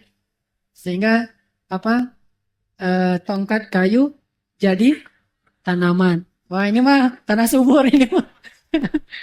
Terus ada tanah lagi, ini tanah apa? Tanah Lembang, tanah apa? Kok semuanya Jawa Barat ini mah tanahnya? Kalian ngapain sih kok di Jawa Barat? Karena ikut pemuda hijrah. Nah datang nih bawa tanah-tanah dari berbagai macam negeri. Tiba-tiba pas iblis, jadi sampel-sampel tanah itu ditaruh di depan iblis. Cuma iblis yang bisa mencium aroma tanah itu dari mana dan ada apa. Ditaruh sampel-sampel tanah, terus pas sampai di sampel tanah yang ada tulisan Makkah gitu. Di labnya iblis. Nah iblis meneliti tanah itu dengan cara dicium, diendus gitu. Wah bahaya. Ada apa? Ya iblis. Ada aroma kenabian kata iblis. Dia tahu aroma kenabian. Bukan aroma parfum misk yang 20 juta 100 mili ya. Aroma kenabian. Dan nabi itu punya aroma tubuh yang khas, yang mulia di sisi Allah dan di sisi para malaikat. Iblis tahu banget. Karena dia pernah tinggal bersama nabi, yaitu Adam. Jadi tahu aroma nabi. Lagian semua nabi pernah digodain sama iblis, walaupun gak berhasil, tapi tahu aroma nabi. Wah nih, tanah mana nih? Wah Mekah. Ya udah, 7 orang jin-jin yang keren-keren berangkat ke Mekah cari tahu ada nabi apa di sana. Jangan-jangan nabi yang terakhir itu udah muncul karena aku mencium aroma kenabian dan ini kuat sekali aromanya, beda dengan nabi-nabi yang lain. Berangkat nih ke Mekah. Sampai di Mekah subuh, nggak tahu berangkatnya jam berapa kecepatan. Pokoknya sampai subuh aja. Kalau berangkatnya tengah malam berarti kurang lebih perjalanan 12 jam lah ya kecepatan pesawat. Berangkat sampai subuh, udah sampai subuh, pas sampai subuh di daerah Nakhlah, belum sampai ke Mekah banget, Nabi lagi sholat subuh di daerah Nakhlah. Allahu Akbar. Nabi baca Al-Quran. Begitu 7 jin ini datang pengen ngintip apa yang dilakukan oleh orang-orang Mekah, mendengar suara Nabi, terkesima, duduk. Wah ini luar biasa bacaannya. Akhirnya, tadi niatnya pengen gangguin, ikut taklim Nabi mah karena pengen memata-matai, sekarang malah pengen jadi pemuda hijrah bersama Nabi. Kenapa ya masjid itu ramai terus? Wah, saya mata-matainnya duduk di teras, gini-gini. Wah, ternyata enakan nih bacanya. Akhirnya, ya udah deh, saya mau di sini aja, gak mau lagi ke tempat yang lama. Akhirnya jadilah berbayat kepada Nabi, ya Rasulullah, kami mendengar bacaan Al-Quran yang ajaban, yang menakjubkan, dan kami beriman kepadanya. Dan ajarkanlah kami tentang Islam supaya kami menyeru kaum kami. Jin aja tahu kalau udah hijrah, tugasnya berdakwah. Tahu banget bahwa tugas orang yang sudah belajar agama adalah menyampaikan lagi. Jadi kita harus lebih dari jin lah levelnya nih. Udah belajar, wah sekarang saya pengen ngajak teman. Ngajak teman. Balik, ada yang balik ke Irak, ada yang si iblis teh nunggu. Wah kok nggak balik-balik nih pasukan saya yang 7 nih. Jangan-jangan kesasar lagi kemana gitu. Masa sih di dunia aja kesasar, padahal naik ke langit nggak pernah kesasar ya. Di bumi kesasar. Ternyata mereka udah beriman dan nggak berani balik ke Samudra Hindia. Apa? Segitiga Bermuda. Nah, udah balik ke negerinya, ngajak, wahai kaumku dan segala macam. Berimanlah sekelompok jin dari negerinya yang jumlahnya ribuan. Mereka pengen syahadat di depan Nabi. Bikin janjian sama Nabi. Meeting pointnya itu di luar kota Madinah. Jadi udah beberapa tahun setelah Nabi hijrah, datang lagi jin. Rasulullah, ini kaum kami udah banyak loh yang mau beriman, mau syahadat. Kita meeting point di mana ya Rasul? Oh ya udah. Di luar kota Madinah aja, jangan di kota Madinah, nanti kalian nginjak sahabat-sahabatku nggak sadar kegencet lagi. Ya udah di luar kota Madinah. Mereka pengen sholat bareng dengan sahabat, kata Nabi nggak boleh. Ini tempat manusia sholat, kalian sholat di tempat yang lain, jangan campur. Kalau campur, coba bayangin imam bilang rapatkan soft, jin rapatkan soft. Bahaya kan? Wah, ada 2 jin di tengahnya manusia, rapatkan soft. Wah, lebih dari truk gitu teh. Makanya kata Nabi jangan di tempat manusia, kalian sholat sendiri. Udah hari apa? Udah ditetapkan nggak boleh hari, pasti malam. Namanya juga film hantu kan pasti malam ya. Nah, malam nih. Udah dia pulang ke Irak, pulang ke Yaman, pulang ke Mesir. Ada janjian malam apa? Nabi mikirin ngajak sahabat siapa yang mau diajak ya, biar jadi saksi nih, bukan Nabi pengen ditemenin. Akhirnya ngajak sahabat bilang gini, siapa di antara kalian mau nemenin saya malam ini? Kemana ya Rasul? Mau ketemu sama jin. Wah, pada ngelirik-lirik. Saya belum makan malam, Rasul. Banyak yang nggak mau. Dan itu kan bukan jihad ya, jadi nggak ada keharusan mereka ikut. Cuman ya agak-agak mikir sih mau ketemu jin. Gimana nih? Mungkin waktu itu nggak ada Umar. Kalau ada Umar pasti mau lah. Akhirnya Nabi maksain pegangin tangan seorang sahabat yang ahli Al-Quran namanya Abdullah bin Mas'ud. Kamu ikut saya. Aduh, ikut, ikut nih. Di bawah nih Abdullah bin Mas'ud. Begitu di bawah, Abdullah bin Mas'ud kan khawatir, takut beneran takutnya tuh. Pas sampai di tengah padang pasir, Nabi taruh Abdullah bin Mas'ud di tengah, dibuatlah lingkaran dengan tangan jari, dengan jari Nabi. Dengan sambil komat kamit membaca zikir apa gitu, Bismillah mungkin. Terus Nabi bilang, ya Abdullah, apapun nanti yang terjadi, jangan keluar dari garis yang saya buat. Ini kalau dibuat film nih keren banget ya. Jangan keluar dari garis yang saya buat. Jangan keluar, apapun yang terjadi. Apapun yang terjadi, walaupun saya diapa-apain, kamu nggak boleh keluar dari sini. Baik ya Rasulullah. Duduklah Abdullah sambil ngulang-ngulang hafalan. Kan dia hafiz Al-Quran. Nah, kalau sahabat mah nunggu sambil ngulang hafalan. Kalau kita nunggu lagi tadi, kepo lagi. Sahabat mah ngulang hafalan. Udah Rasulullah pergi agak jauh, kurang lebih sekitar 100 meter kelihatan dari kejauhan.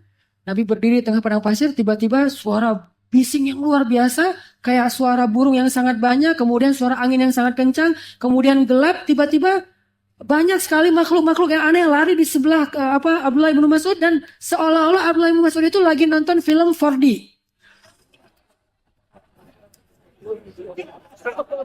Itu benar-benar wah gitu. Sampai ada muncrat-muncrat air gitu kan ya. Di VVJ Premier gitu.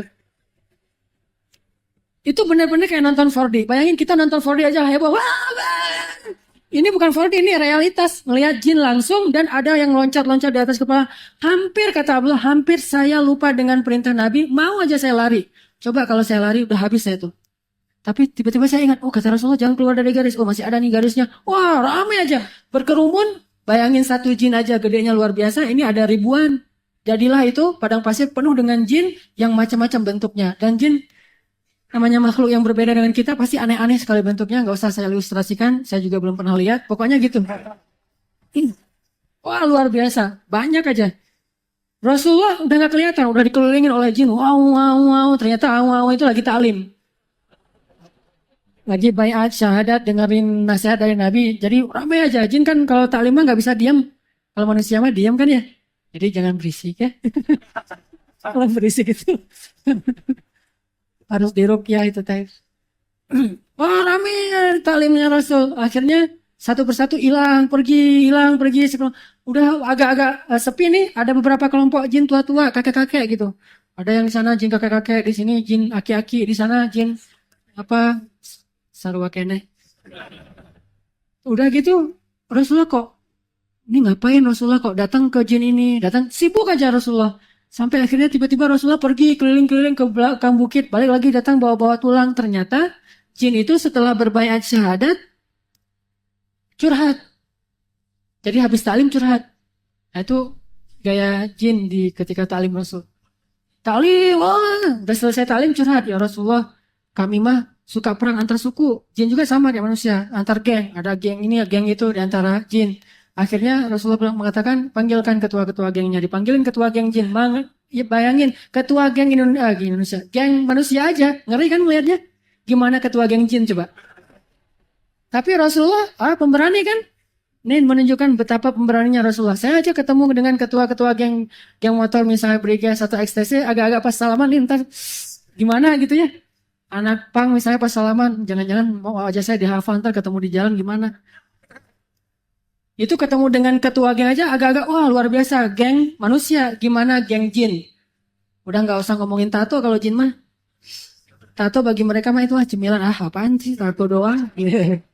Tato doang bangga. Kita mah udah bukan tato. Ini udah dikelupas-kelupas kulitnya. Makin banyak terkelupas kulit kayak orang Afrika kan kalau dicoret-coret itu pertanda bangsawan kan.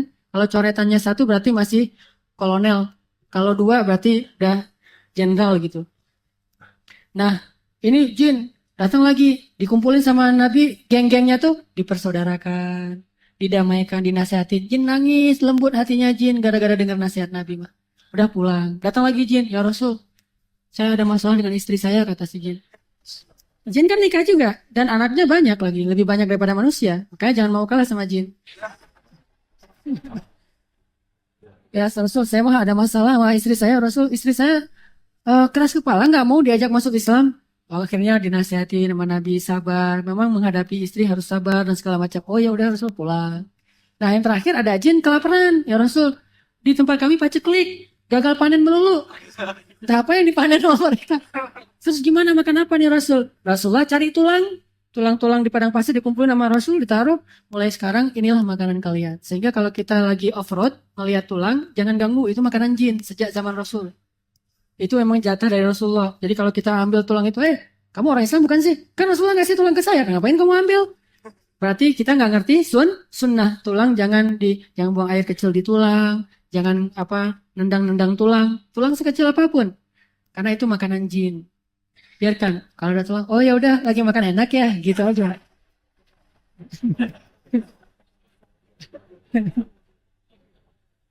Kata Nabi, ini makanan kalian sekarang. Akhirnya mereka bawa pulang tulang, pergi itu, tulang yang sebenarnya ya. Kalau tulang dengan bahasa Batak artinya paman. Bawa pulang tulang. Udah gitu Nabi balik lagi. Udah selesai semua urusan semalaman dari mungkin Ba'da Isya sampai subuh. Nabi balik dan melihat Abdullah bin Mas'ud ketakutan masih gemetaran. Kata Rasulullah, bagaimana ya Abdullah? Ya Rasulullah, hampir saya keluar saja dari garis ini ya Rasulullah. Karena saya ketakutan. Apa yang terjadi? Rasulullah mengisahkan kisah itulah yang kemudian saya sampaikan hari ini. Itu riwayat Abdullah ibnu Mas'ud. Apa kata Nabi? Kalau sampai kamu tadi keluar dari garis yang saya buat, kita nggak akan ketemu lagi sampai hari kiamat. Apa maksudnya? Dibawa pergi sama jin. Wah, ini ada anak kecil nih, unyu-unyu gitu dibawa. Bahaya kan? Makanya Rasulullah buat pagar untuk. Kalau sekarang kita pagarnya apa? Pagarnya kalau masuk rumah, jangan lupa mengucapkan Assalamualaikum. Baca doa masuk rumah. Kenapa? Karena jin tidak bisa mengucapkan doa-doa yang baik. Sehingga kalau ada yang masuk rumah dengan lupa kita tapi nggak baca salam, pasti itu jelmaan jin. Datang suami. Istri nih harus tahu ya, kalau suami pulang ke rumah nggak ngucapin salam, itu bukan suami kalian. Langsung kalau ada suami datang, senyum-senyum nggak baca doa, tiba-tiba langsung nggak baca salam, langsung ke dapur, langsung Allahu la ilaha illallah. Pasti lari itu. Karena itu bukan suami. Jadi sunnah Rasul baca, sebelum tidur baca ayat kursi. Karena kata jin sendiri yang curhat kepada Abu Hurairah, kalau orang baca ayat kursi, jin nggak bisa gangguin. Singkat kata, Rasulullah itu pemberani. Jadi kita kalau pengen ikut sunnah Nabi, jangan cuma ikut sunnah hadis dalam bentuk qauliyah. Sifatnya, belajar menjadi pemberani. Gimana bisa menjadi pemberani?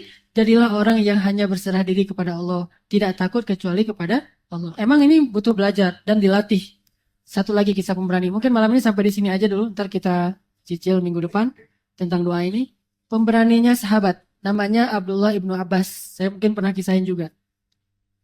Abdullah bin Abbas ini masa kecilnya pernah diajarin satu hadis oleh Nabi, ya gulam, ihfazillah yahfazka. Ihfazillah tajidhu tujahak. Wa'lam annan nas law ijtama'u ala ay yanfa'uk lan yanfa'uka illa bima kataballahu lak. Walau ijtama'u ala ay yadurruk lan yadurruka illa bima kataballahu alaik. Rufi'atil aqlam wa juffatis suhuf. Ini harus kita hafal. Hadis untuk jadi pemberani. Wahai anakku, jaga Allah, Allah pasti jaga kamu. Jadi kalau pengen kita merasa insecure gitu, nggak perlu rasa takut, jaga Allah aja ketika kita senang, nanti Allah jaga kita ketika kita susah. Ketahuilah, semua makhluk ini kalau berkumpul pengen mencelakai kamu, mereka nggak bisa mencelakai kamu kecuali dengan ketetapan Allah. Dan kalau mereka pengen nolong kamu, mereka nggak bisa nolong kamu kecuali dengan ketetapan Allah. Allah yang menetapkan semua, pena sudah diangkat, kertas sudah kering. Yakin aja dengan itu. Yakin nih, mendarah daging dalam diri Abdullah ibnu Abbas. Sampai Rasulullah wafat, itu masih dipegang oleh Abdullah. Suatu saat, Abdullah udah dewasa, usia sekitar 20-an atau 30-an tahun. Dia pengen sholat asar di masjid. Pas waktu asar pergi ke masjid, kok masjid sepi, nggak ada yang azan, nggak ada yang ngimamin, nggak ada siapa-siapa. Kemana orang semuanya, kok jalan-jalan pada sepi? Keluarlah dari masjid, Abdullah ngumumin, wahai kaum muslimin, kita sekarang udah waktunya sholat asar. Ayo atuh sholat asar keluar dari rumah kalian. Jadi posting. Nggak ada yang nge-like sama sekali. Bahaya. Padahal followersnya banyak, tapi nggak nge-like. Ada apa nih? Pasti ada error kan ya? Ternyata ada satu orang yang komen, ya Abdullah, kami nggak berani keluar. Kenapa? Soalnya tadi ada singa masuk ke dalam kota. Singa padang pasir. Benarkah itu? Benar. Di mana singa itu? Kata Abdullah. Di ujung jalan. Oh ya udah, ntar tunggu. Cari sama Abdullah. Mana singanya? Oh, pas sampai ketemu ujung jalan, ada singa yang lagi berdiri tengah jalan kayak gitu. Kata Abdullah, dia mendekat dengan singa, bukan dari jarak jauh pakai halo-halo. Dekat. Dekat dengan singa. Wahai singa, ngomong nih sama singa nih. Lihat pemberaninya sahabat. Dan itu ahli Al-Quran, bukan sekedar, bukan cuma prajurit yang memang udah terlatih. Ahli Al-Quran, ulama. Wahai singa, saya Abdullah ibnu Abbas. Jadi kenalan dulu. Saya Abdullah ibnu Abbas, sahabat Rasulullah SAW. Kamu adalah makhluk Allah. Kami pengen sholat menghadap Allah. Kalau kamu tak sama Allah, janganlah kamu mengganggu kami, pergilah. Singanya pergi. Pergi aja gitu. Gak ada aung-aung, pergi aja gitu. Pas singanya udah pergi, Abdullah bilang, wahai kaum muslimin, keluarlah, singanya udah pergi. Hah? Pada keluar semuanya, ya Abdullah, ya Abdullah. Pada jadi selebriti kan? Wah, nih benar-benar jadi headline, hot news. Abdullah mengusir singa. Singa beneran. Jadi kalau ada istilah di Yunani Hektor, penakluk kuda, ini Heknga, penakluk singa. Penakluk singa. Bukan cuma penakluk kuda. Lebih dahsyat daripada Hektor lah. Ada Achilles, ada Hector, ada Maximus. Ini mah tokoh-tokoh di film semua. Itu semuanya nggak ada apa-apanya dibandingkan Abdullah ibnu Abbas. Kita aja nggak pernah memfilmkan tokoh-tokoh hebat kita. Coba kita filmkan. Yang fiksi-fiksi versi Hollywood kalah jauh, nggak ada apa-apanya. Apa yang 300 apa? Nah, yang Spartan misalnya. Itu mah kan cuma fiksi. Kalau kita 300 berapa? 303 ya? Berapa sih perang Badar teh? 313. Jadi teringat 212. 313. 313 adalah, kalau nggak tahu 212 berarti kalian masih muda. Kalau yang tadi ketawa pas 212 berarti udah tua. Soalnya itu udah film udah lama banget. Jadi 13 itu lebih keren daripada 300 Spartan loh. Cuman kita nggak bikin film. Makanya saya bilang kita harus berdakwah dengan potensi kita. Ayo yang punya kemampuan bikin TV, film, segala macam. Ayo kita belajar dari hal yang kecil. Suatu saat kita bikin film 300 Badran. Apa itu? 300 ahli Badar. Balik lagi. Abdullah ngumpulin orang. Udah ayo kita sholat asar. Ya Abdullah, kemana singanya? Udah pergi. Gimana ngusirnya? Jagalah Allah. Allah menjaga kamu. Pemberaninya sahabat. Masih banyaklah kisah-kisah pemberani yang berawal dari tawakal yang tinggi kepada Allah Subhanahu wa taala. Tapi jangan coba-coba ini di kebun binatang ya. Saya mah pemberani lah. Datang kebun binatang yang di jalan di Taman Sari. Cari nggak usah singa-singa deh, yang kecil-kecil aja dulu. Cari musang gitu ya. Ternyata digigit juga. Berarti belum, masih kayak cerita Rabi'ah Adawiyah. Nggak tahu benar apa enggak, tapi ini inspirasi juga. Ketika Rabi'ah lagi berzikir, hewan-hewan berkumpul di sebelah Rabi'ah, tapi datanglah seorang laki-laki, hewan itu pergi. Kenapa? Laki-laki ini ada dosa. Intinya dekat sama Rabbul Alamin, maka Allah akan tentukan alamin untuk kita. Itu berapa tadi dapatnya? 1, 2, 3, 4, 5. Itu aja dulu. 5 makna kemerdekaan. Pertama, merdeka dari galau. Kedua, merdeka supaya bisa move on dari sedih. Ketiga, merdeka dari kelemahan fisik. Keempat, merdeka dari malas. Dan kelima, merdeka dari sifat juben atau sifat penakut. Mudah-mudahan kita menjadi anak muda yang merdeka. Dan dengan kemerdekaan itu insya Allah kita bisa mengisi peradaban bangsa kita ini dengan karya-karya yang bermanfaat. Tugas kita sebagai generasi muda adalah mengisi kemerdekaan di Indonesia ini dengan karya, bukan memestaporakan kemerdekaan itu. Jadi orang yang berpesta pora dengan kemerdekaan, dengan tarian, nyanyi dangdut, panggung dangdut segala macam, mereka tidak memahami makna kemerdekaan dan tidak tahu tanggung jawab dan tugas mereka sebagai generasi muda. Tugas kita bareng-bareng, ayo kita mengisi dengan karya-karya terbaik yang kita bisa. Barakallahu li wa lakum. Mari kita tutup dengan sama-sama berdoa. Doa kita malam ini adalah doa yang tadi saya bacakan. baik di surat Al-Kahfi maupun doa dari Rasulullah SAW. A'udzubillahi minasyaitonirrajim. Bismillahirrahmanirrahim. Allahumma hdi syababal muslimin.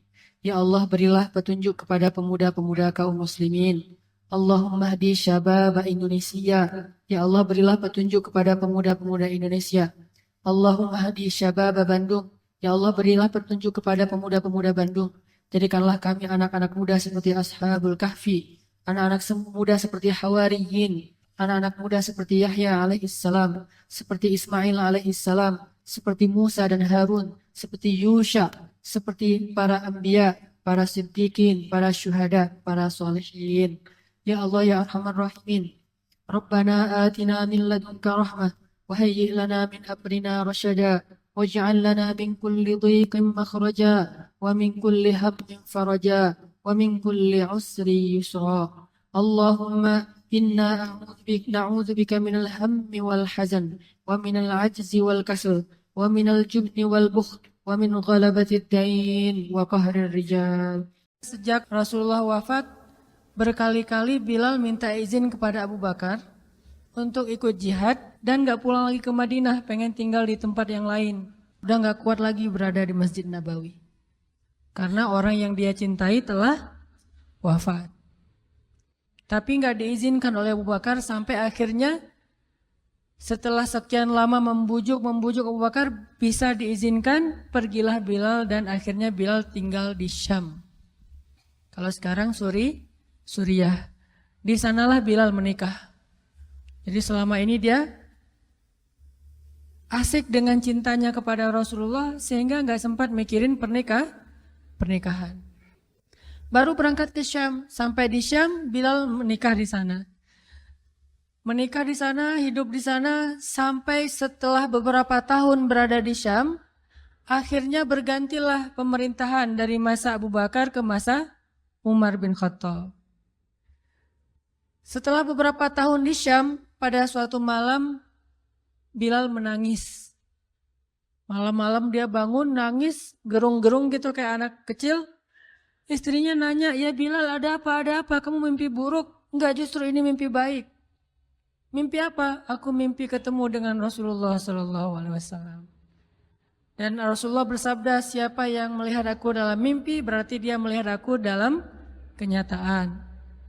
Aku bertemu dengan Rasulullah di dalam mimpi dan Rasulullah berkata, "Ya Bilal, kami rindu kepadamu. Sudah lama engkau tidak mengunjungi kami ya Bilal." Setelah bangun dari mimpi itu, Bilal semakin rindu kepada Rasul, merasa bersalah udah lama gak menjenguk Rasulullah. Akhirnya Bilal pun memutuskan untuk, kalau bahasa kita mah umroh, memutuskan untuk ziarah ke makam Rasul. Berangkat Bilal dari Syam, umroh ziarah ke makam Rasul. Melihat Bilal masuk lagi ke kota Madinah, penduduk Madinah itu berasa seperti hidup lagi di zaman Rasul. Senang gitu, dan Umar sangat senang dengan kedatangan Bilal. Sehingga selesai Bilal sholat, selesai Bilal ibadah-ibadah sunnahnya, termasuk menjenguk atau berziarah ke makam Rasul dan Abu Bakar. Kemudian Umar berkata kepada Bilal, "Ya Bilal, sudah lama kami tidak mendengar suara azan darimu. Tolong kumandangkan sekali lagi azan seperti engkau mengumandangkannya di masa Rasul. Kami rindu ingin merasakan suasana di zaman Rasul." Benar Bilal, kata para sahabat yang lain yang ada di situ. Umar, kemudian Abdurrahman, beberapa orang sahabat, "Ya Bilal, azan, kami ingin mendengar suaramu seperti dulu kami mendengarnya di masa Rasul." Kata Bilal, "Saya tidak akan kuat." Kata mereka, coba dulu kamu usahakan karena kami ingin sekali mendengarnya. "Saya tidak akan kuat. Cobalah wahai Bilal demi kami supaya kami bisa semangat lagi dalam beramal soleh mengikuti perjuangan Rasulullah." Akhirnya karena udah dipaksa terus, Bilal pun mengumandangkan azan. Allahu Akbar, Allahu Akbar. Kota Madinah kaget mendengar suara Bilal. Orang-orang yang ada di rumah semuanya mengatakan, "Apakah Rasulullah sudah bangkit kembali? Apakah Rasulullah sudah bangkit kembali?" Mereka semuanya kaget dan bahagia, seolah-olah Rasulullah sudah bangkit dari kematiannya. Seperti Isa, seolah-olah diturunkan kembali setelah dia diangkat ke langit. Satu kota Madinah tuh kaget bahagia gitu. Kayak seorang ibu yang kehilangan anaknya tiba-tiba mendengar suara anaknya dari jarak dekat dan ingin dipeluk segera anaknya itu. Saking rindunya mereka kepada Rasulullah. Allahu Akbar, Allahu Akbar. Pasar yang tadinya ramai tiba-tiba sepi mendengar suara Bilal yang masih sayup-sayup. Asyhadu an la ilaha illallah. Semuanya berlari keluar dari tempat-tempat kerja mereka, dari pasarnya, dari rumahnya. Semuanya berlari ke masjid. Ingin memastikan apakah Rasulullah sudah dibangkitkan kembali. Bahagia semuanya. Apakah Rasulullah sudah dibangkitkan? Apakah Rasulullah sudah hidup lagi? Semuanya bertanya dengan pertanyaan yang sama. Asyhadu an la ilaha illallah. Semuanya semangat datang ke masjid. Ngumpul, ramai banget. Kemudian ketika Bilal mengatakan, Asyhadu anna Muhammadar Rasulullah. Asyhadu anna. Gak sanggup lagi Bilal, berhenti di situ. Kemudian Bilal menangis dengan suara nangis yang luar biasa kerasnya. Lalu satu masjid menangis, lalu satu kota Madinah menangis. Sehingga para ulama mengatakan, tidak pernah kota Madinah menangis sedahsyat mereka menangis hari itu kecuali ketika Rasulullah wafat. Cuma 2 kali menangisnya kota Madinah paling dahsyat. 1 hari ketika Rasulullah wafat. 2 hari ketika Bilal kembali mengumandangkan azan dan mengucapkan asyhadu anna Muhammadar Rasulullah. Semuanya menangis. Semuanya merasa kehilangan Rasulullah. Semuanya merasa bahwa mereka ingin kembali di zaman ketika Rasulullah masih hidup. Lalu mereka bertanya setelah semuanya selesai menangis, ya Bilal, kenapa kamu tadi menangis? Kata Bilal, dulu biasanya kalau saya selesai mengumandangkan azan, saya akan datang ke hujrahnya Rasul. Hujrah Rasulullah itu kamarnya Rasul, rumah kecilnya Rasul. Selesai azan saya akan datang ke rumahnya Rasulullah dan memanggil, ya Rasulullah, as-salah, as-salah. Rasulullah nggak keluar sampai mendengar suara Bilal memanggil beliau secara khusus. Udah selesai azan, Bilal manggil Rasul, ya Rasulullah, as-salah, as-salah. Baru Rasulullah keluar dengan wajah berseri-seri. Sekarang bagaimana saya akan memanggil Rasulullah sedangkan Rasulullah sudah bersama kekasihnya yaitu Allah Subhanahu wa Ta'ala. Menangis lagi satu masjid, satu kota Madinah. Pokoknya hari itu adalah hari berkabung sekota Madinah. Hari menangisnya kota Madinah, saking rindunya mereka kepada Rasulullah. Bagaimana dengan kita ketika mendengar suara azan dan muazin mengucapkan nama Rasulullah Sallallahu Alaihi Wasallam? Di situ kelihatan apakah kita mencintai Rasulullah lebih dari apapun juga setelah Allah Subhanahu Wa Taala.